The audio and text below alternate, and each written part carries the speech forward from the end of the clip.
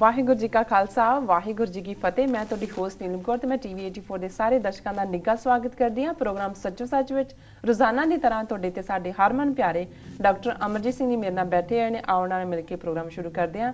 ਜੀ ਡਾਕਟਰ ਸਾਹਿਬ, welcome to our show. Thank you so much. ਜੀ ਡਾਕਟਰ ਸਾਹਿਬ, ਅੱਜ 9 ਜੁਲਾਈ 2014 25 ਹਾਰਡ ਨਾਨਕਸ਼ਾਹੀ ਸੰਬੰਧ 546 ਦਾ ਦਿਨ ਹੈ ਤੇ ਤੁਸੀਂ ਸਾਡੇ ਦਰਸ਼ਕਾਂ ਨੂੰ ਦੱਸੋ ਅੱਜ ਦਾ ਕੋਈ ਅਹਿਮ ਮੁੱਦਾ। ਅੱਜ ਸਭ ਤੋਂ ਪਹਿਲਾਂ ਤਾਂ ਕਿਉਂਕਿ ਭਾਈ ਮਨੀ ਸਿੰਘ ਜੀ ਦਾ ਸ਼ਹੀਦੀ ਦਿਨ ਹੈ ਜੀ। ਭਾਈ ਮਨੀ ਸਿੰਘ ਸਾਡੇ ਇਤਿਹਾਸ ਦੇ ਉਹ ਮਹਾਨ ਸ਼ਹੀਦ ਨੇ ਜਿਨ੍ਹਾਂ ਨੇ ਬੰਦ ਕਟਵਾਇਆ ਬੁਢਾਪੇ ਦੇ ਵਿੱਚ ਜੀ। ਸਿੱਖੀ ਕੇਸਾਂ ਸਵਾਸਾਂ ਨਾਲ ਨਿਭਾਈ ਜੀ। 10ਵੇਂ ਪਾਤਸ਼ਾਹ ਦੀ ਬਖਸ਼ਿਸ਼ ਦੇ ਨਾਲ ਉਹਨਾਂ ਨੇ ਜਿੱਥੇ ਗੁਰਸਿੱਖੀ ਜੀਵਨ ਜੀਵਿਆ ਉੱਥੇ ਉਹ ਮਹਾਨ ਵਿਦਵਾਨ ਵੀ ਸਨ ਜੀ। 10ਵੇਂ ਪਾਤਸ਼ਾਹ ਦੇ ਹੁਕਮ ਦੇ ਨਾਲ ਹੀ ਉਹਨਾਂ ਨੇ ਸਭ ਤੋਂ ਪਹਿਲਾਂ ਆ ਕੇ ਦਰਬਾਰ ਸਾਹਿਬ ਜਿਹੜਾ ਕਿ ਗੁਰੂ ਹਰਗੋਬਿੰਦ ਸਾਹਿਬ ਜਦੋਂ ਕੀਰਤਪੁਰ ਸਾਹਿਬ ਚਲੇ ਗਏ ਉਸ ਤੋਂ ਬਾਅਦ ਲੰਬਾ ਵਕਤ ਪ੍ਰਿਥੀ ਚੰਦ ਮੀਣੇ ਦੀ ਔਲਾਦ ਕੋਲ ਰਿਹਾ। ਪ੍ਰਿਥੀ ਦਾ ਪੁੱਤਰ ਮਿਹਰਬਾਨ, ਉਹਦਾ ਪੁੱਤਰ ਹਰਜੀ। ਸੋ ਉਸ ਸਾਰੇ ਨੂੰ ਉਸ ਤੋਂ ਬਾਅਦ ਆਜ਼ਾਦ ਕਰਵਾਉਣ ਔਰ ਜਦੋਂ ਸੰਗਤ ਅੰਮ੍ਰਿਤਸਰ ਸ਼ਹਿਰ ਦੀ ਇਲਾਕੇ ਦੀ ਅਨੰਦਪੁਰ ਸਾਹਿਬ ਪਹੁੰਚੀ ਕਿ ਮਹਾਰਾਜ ਹੁਣ ਤਾਂ ਉਹਨਾਂ ਵੱਲ ਕੋਈ ਜਾਂਦਾ ਵੀ ਨਹੀਂ ਹੈ ਤੇ ਉਹ ਐਬੰਡਨ ਕਰ ਗਏ ਨੇ, ਛੱਡ ਗਏ ਨੇ। ਸੋ ਭਾਈ ਮਨੀ ਸਿੰਘ ਜੀ ਨੇ ਹੀ ਆ ਕੇ ਮਰਿਆਦਾ ਸਥਾਪਿਤ ਕੀਤੀ। ਬਾਬਾ ਬੰਦਾ ਸਿੰਘ ਬਹਾਦਰ ਦੀ ਸ਼ਹਾਦਤ ਤੋਂ ਬਾਅਦ ਜਿਹੜਾ ਪੰਥ ਦੇ ਵਿੱਚ ਬੰਦਈ ਖਾਲਸਾ ਤੱਤ ਖਾਲਸਾ ਦਾ ਝਗੜਾ ਪਿਆ ਉਸ ਨੂੰ ਉਹਨਾਂ ਨੇ ਬੜੇ ਚੰਗੇ ਢੰਗ ਨਾਲ ਸਾਲਸੀ ਕਰਕੇ ਨਿਬੇੜਨ ਦਾ ਯਤਨ ਕੀਤਾ ਜੀ। ਔਰ ਉਹਨਾਂ ਦੇ ਵੇਲੇ ਹੀ ਜਦੋਂ ਅਸੀਂ ਸਰਬੱਤ ਖਾਲਸਾ ਪਰੰਪਰਾ ਦੀ ਗੱਲ ਕਰਦੇ ਹਾਂ ਕਿ ਦੀਵਾਲੀ ਔਰ ਵਿਸਾਖੀ ਸਾਲ 'ਚ 2 ਵਾਰ ਪੰਥ ਇਕੱਠਾ ਹੁੰਦਾ ਸੀ ਜੀ। ਇਹ ਵੀ ਉਹਨਾਂ ਦੀ ਰਹਿਨੁਮਾਈ ਥੱਲੇ ਉਹਨਾਂ ਦੀ ਅਗਵਾਈ ਥੱਲੇ ਸੀ।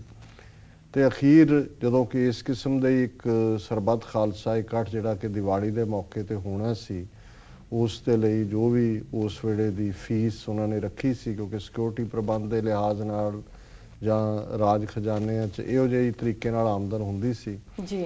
ਸੋ ਉਸ ਵੇਲੇ ਕਰੰਸੀ ਟਕਾ ਜਿਹਨੂੰ ਰੁਪਈਆ ਕਹਿੰਦੇ ਨੇ ਬੰਗਲਾਦੇਸ਼ 'ਚ ਅੱਜ ਵੀ ਉਹ ਟਾਕਾ ਹੈ TAK ਲਿਖਦੇ ਨੇ 10,000 ਟਕੇ ਜਿਹੜਾ ਉਹ ਉਹਨਾਂ ਨੇ ਫੀ ਭਰਨੀ ਜਿਹੜੀ ਆ ਉਹ ਮੰਨੀ ਸੀ ਭਾਈ ਸਾਹਿਬ ਨੇ ਜੀ। ਪਰ ਮੁਗਲਾਂ ਦੀ ਜਿਹੜੀ ਨੀਅਤ ਸੀ ਲਾਹੌਰ ਦੇ ਵਿੱਚ ਬੈਠੇ ਜਿਹੜੇ ਹਾਕਮ ਸੀ ਉਹਨਾਂ ਨੇ ਇਹ ਸੋਚਿਆ ਕਿ ਵੀ ਸਿੱਖ ਵੱਡੀ ਗਿਣਤੀ ਦੇ ਵਿੱਚ ਇਕੱਠੇ ਹੋਣਗੇ ਤੇ ਹਮਲਾ ਕਰਕੇ ਇਹਨਾਂ ਨੂੰ ਤੋਪਾਂ ਦਾ ਇਸਤੇਮਾਲ ਕਰਕੇ ਔਰ ਦੂਸਰੀ ਫੌਜ ਦਾ ਵੱਡੀ ਗਿਣਤੀ 'ਚ ਉਹਨਾਂ ਨੂੰ ਖਤਮ ਕਰ ਦਿੱਤਾ ਜਾਏਗਾ ਜੀ। ਸੋ ਭਾਈ ਸਾਹਿਬ ਨੇ ਪਹਿਲਾਂ ਹੀ ਜਦੋਂ ਉਹਨਾਂ ਨੂੰ ਪਤਾ ਲੱਗਾ ਇਸ ਕਿਸਮ ਦੀ ਸਾਜ਼ਿਸ਼ ਤਾਂ ਉਹਨਾਂ ਨੇ ਸਿੰਘਾਂ ਨੂੰ ਸੁਨੇਹੇ ਭੇਜ ਦਿੱਤੇ ਕਿ ਭਾਈ ਨਾ ਆਓ। ਉਹ ਨਹੀਂ ਆਏ। ਫਿਰ ਇਹ ਤਾਂ ਬਹਾਨਾ ਹੀ ਸੀ ਕਿ ਜੀ ਤੁਸੀਂ ਟੈਕਸ ਤਾਰੋ। ਉਹਨਾਂ ਨੇ ਕਿਹਾ ਜੀ ਤੁਹਾਡੀ ਬਦਨੀਅਤੀ ਸੀ, ਤੁਸੀਂ ਇਕੱਠ ਹੋਣ ਹੀ ਨਹੀਂ ਦਿੱਤਾ। ਇਕੱਠ ਹੁੰਦਾ ਹੈ ਤੇ ਜੋ ਅਸੀਂ ਵਾਅਦਾ ਕੀਤਾ ਸੀ ਤੁਹਾਨੂੰ ਦਿੰਦੇ। ਹਾਲਾਂਕਿ ਉਸ ਵੇਲੇ ਲਾਹੌਰ ਦੇ ਵਿੱਚ ਜਿਹੜੇ ਵੱਡੀ ਗਿਣਤੀ ਦੇ ਵਿੱਚ ਧਨਾੜ ਸਿੱਖ ਸਨ ਉਹਨਾਂ 'ਚ ਕੋਈ ਸਹਿਜਤਾਰੀ ਵੀ ਹੋਣਗੇ ਉਹਨਾਂ ਨੇ ਆਫਰ ਕੀਤਾ ਕਿ ਵੀ ਅਸੀਂ ਇਹ ਭਰ ਦਿੰਦੇ। ਉਹਨਾਂ ਨੇ ਕਿਹਾ ਵੀ ਨਹੀਂ ਜੀ, ਗੱਲ ਪੈਸਿਆਂ ਦੀ ਨਹੀਂ ਹੈ, ਗੱਲ ਇਹਨਾਂ ਦੀ ਨੀਅਤ ਦੀ ਹੈ ਔਰ ਜਿਸ ਤਰੀਕੇ ਦੇ ਨਾਲ ਇਹਨਾਂ ਨੇ ਇਹ ਸਾਰਾ ਵਿਹਾਰ ਕੀਤਾ। ਸੋ ਸ਼ਹੀਦ ਭਾਈ ਮਨੀ ਸਿੰਘ ਜਿਹੜੇ ਨੇ ਉਹਨਾਂ ਨੇ ਬੰਦ ਕਟਾ ਕੇ ਜੋ ਉਹਨਾਂ ਨੂੰ ਕਾਜ਼ੀ ਨੇ ਫਤਵਾ ਦਿੱਤਾ ਸ਼ਹੀਦੀ ਪਾਈ ਪਰ ਉਹਨਾਂ ਨੇ ਸਿੱਖੀ ਕੇਸਾਂ ਸਵਾਸਾਂ ਦੇ ਨਾਲ ਨਿਭਾਈ। ਉਹਨਾਂ ਦਾ ਪਰਿਵਾਰ, ਉਹਨਾਂ ਦੇ ਬੱਚੇ, ਉਹਨਾਂ ਦੀ ਸਿੰਘਣੀ ਜੀ, ਉਹਨਾਂ ਦਾ ਜੇ ਅਸੀਂ ਇਤਿਹਾਸ ਦਾ ਵੇਰਵਾ ਦਈਏ ਤਾਂ ਕਾਫੀ ਉਹਦੇ ਲਈ ਵਕਤ ਚਾਹੀਦਾ।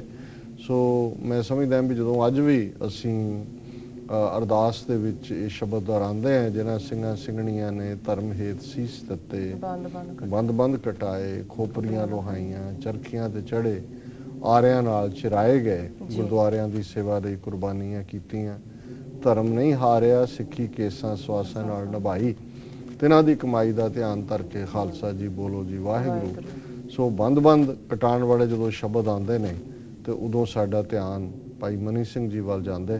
ਔਰ ਜੇ ਅਸੀਂ ਉੱਥੋਂ ਦੀ ਉਹ ਵਿਸ਼ਾਲ ਮਹਾਨ ਪਰੰਪਰਾ ਜਿਹੜੀ ਸਥਾਪਿਤ ਕੀਤੀ, ਬਾਬਾ ਬੁੱਢਾ ਜੀ ਸਾਡੇ ਪਹਿਲੇ ਹਰਿਮੰਦਰ ਸਾਹਿਬ ਦੇ ਗ੍ਰੰਥੀ ਹੋਏ ਨੇ। ਉਹਨਾਂ ਨੇ ਪਹਿਲਾ ਹੁਕਮਨਾਮਾ ਲਿਆ ਜਦੋਂ ਪਹਿਲਾ ਪ੍ਰਕਾਸ਼ ਹੋਇਆ ਜੀ।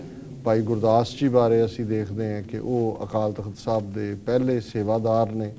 ਜਦੋਂ 6ਵੇਂ ਪਾਤਸ਼ਾਹ ਗਵਾਲੀਅਰ ਦੇ ਕਿਲ੍ਹੇ ਦੇ ਵਿੱਚ ਗ੍ਰਿਫਤਾਰ ਹੋ ਕੇ ਰਹੇ ਜੀ ਤੇ ਭਾਈ ਗੁਰਦਾਸ ਜੀ ਨੇ ਜਿਹੜਾ ਹਰਿਮੰਦਰ ਸਾਹਿਬ ਔਰ ਖਾਸ ਤੌਰ ਤੇ ਅਕਾਲ ਤਖਤ ਸਾਹਿਬ ਦੀ ਸੇਵਾ ਸੰਭਾਲ ਬਾਬਾ ਬੁੱਢਾ ਜੀ, ਭਾਈ ਗੁਰਦਾਸ ਜੀ। ਸੋ ਭਾਈ ਮਨੀ ਸਿੰਘ ਉਸ ਲਾਈਨ ਦੇ ਵਿੱਚ ਸਾਡੀ ਤੀਸਰੀ ਜਿਹੜੀ ਹੈ ਉਹ ਸ਼ਖਸੀਅਤ ਆਉਂਦੇ ਨੇ।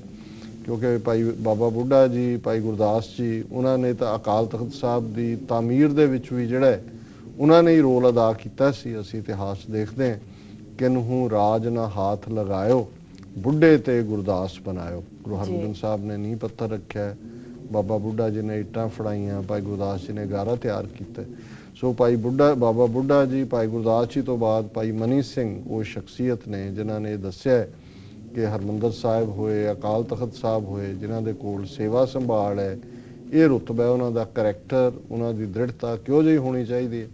ਤੇ ਅੱਜ ਜਿਹੜੇ ਲੋਕ ਸਾਡੇ ਤਖਤ ਸਾਹਿਬਾਨ ਦੇ ਉੱਤੇ ਕੋਈ ਜਥੇਦਾਰ ਬਣਿਆ, ਕੋਈ ਹੈੱਡ ਗ੍ਰੰਥੀ ਬਣਿਆ, ਇਹਨਾਂ ਦਾ ਕਿਰਦਾਰ ਜਦੋਂ ਅਸੀਂ ਦੇਖਦੇ ਹਾਂ ਕਿ ਕਿਵੇਂ ਬਾਦਲ ਦੇ ਇੱਕ ਹੁਕਮ ਦੇ ਥੱਲੇ ਵਿਛਣ ਨੂੰ ਤਿਆਰ ਹੋ ਜਾਂਦੇ ਨੇ ਜੀ, ਕਿਵੇਂ ਪੰਥਕ ਮੁੱਦਿਆਂ ਨੂੰ ਜਾਂ ਪੰਥਕ ਆਦਰਸ਼ਾਂ ਨੂੰ ਇੱਕ ਪਾਸੇ ਰੱਖ ਕੇ ਉਹ ਵੀ ਇੱਕ ਆਮ ਜਿਵੇਂ ਸ਼੍ਰੋਮਣੀ ਕਮੇਟੀ ਦੇ ਮੁਲਾਜ਼ਮ ਚਮਚਾਗਿਰੀ ਕਰਦੇ ਨੇ, ਇਹੋ ਜਿਹੀ ਚਮਚਾਗਿਰੀ ਕਰਦੇ ਨੇ, ਤਾਂ ਫਿਰ ਸ਼ਰਮ ਮਹਿਸੂਸ ਹੁੰਦੀ ਹੈ। ਜੀ ਜੀ। ਸੋ ਅਸੀਂ ਸਮਝਦੇ ਹਾਂ ਵੀ ਅੱਜ ਦੇ ਦਿਨ ਅਸੀਂ ਮਹਾਨ ਵਿਦਵਾਨ, ਮਹਾਨ ਸ਼ਹੀਦ ਭਾਈ ਸਾਹਿਬ ਭਾਈ ਮਨੀ ਸਿੰਘ ਜੀ ਨੂੰ ਆਪਣੀ ਸ਼ਰਧਾ ਔਰ ਅਕੀਦਤ ਦੇ ਫੁੱਲ ਭੇਟ ਕਰਦੇ ਜੀ। ਡਾਕਟਰ ਸਾਹਿਬ ਤੁਹਾਡਾ ਬਹੁਤ ਬਹੁਤ ਸ਼ੁਕਰੀਆ। ਇਸ ਦੇ ਨਾਲ ਲੈਂਦੇ ਹਾਂ ਬ੍ਰੇਕ। ਵਿਊਅਰਸ ਤੁਸੀਂ ਕਿਤਨੀ ਜਾਣਾ, ਮਿਲਦੇ ਹਾਂ ਕਮਰਸ਼ੀਅਲ ਬ੍ਰੇਕ ਤੋਂ ਬਾਅਦ।